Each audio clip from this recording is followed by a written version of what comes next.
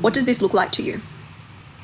If you've ever wondered what you would have done during the Holocaust, you're doing it right now, because this is an Israeli concentration camp and how they treat Palestinian hostages. Now, CNN has just released the details of the Israeli concentration camps detailed by Israeli whistleblowers.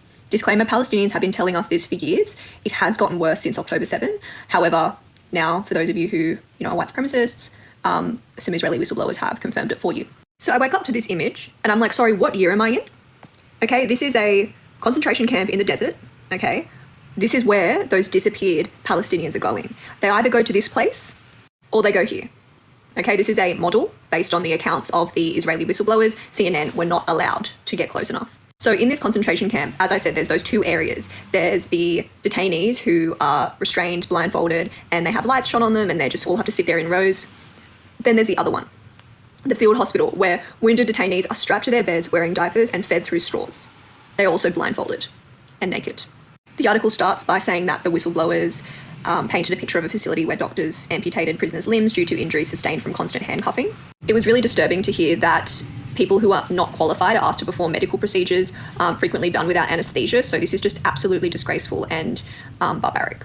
As I said, and this came out a while ago from the Palestinian accounts, the injuries from the constant tying up of their wrists often lead to amputations being performed while they're held in these concentration camps. I mean, this is just unspeakable. The whistleblower and a former detainee who's a doctor also described a routine search when the guards would unleash large dogs on sleeping detainees while also releasing sound grenades, which the detainees would refer to as the nightly torture.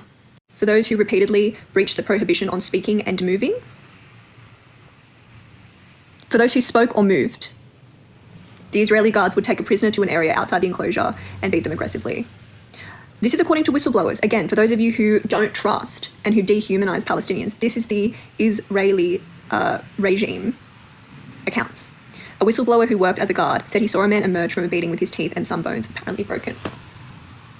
Just before the Palestinian doctor and detainee Al-Ran left, a fellow detainee tried to call out to him and he said, "Tell my wife and kids that it's better for them to be martyrs. It is better for them to die than to be captured and held here." And I'm sure after what I've just shown you, you can understand why. The full video is on my story here or on Instagram. I'll put the link in my bio.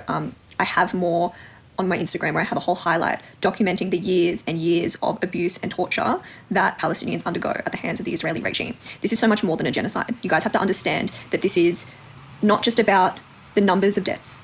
It is about the people who are being held in conditions that they describe as worse than death, detained for no reason, taken in the night, way before October 7th.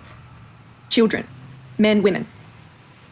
And no one comes to save them. They are at the mercy of this absolutely barbaric regime.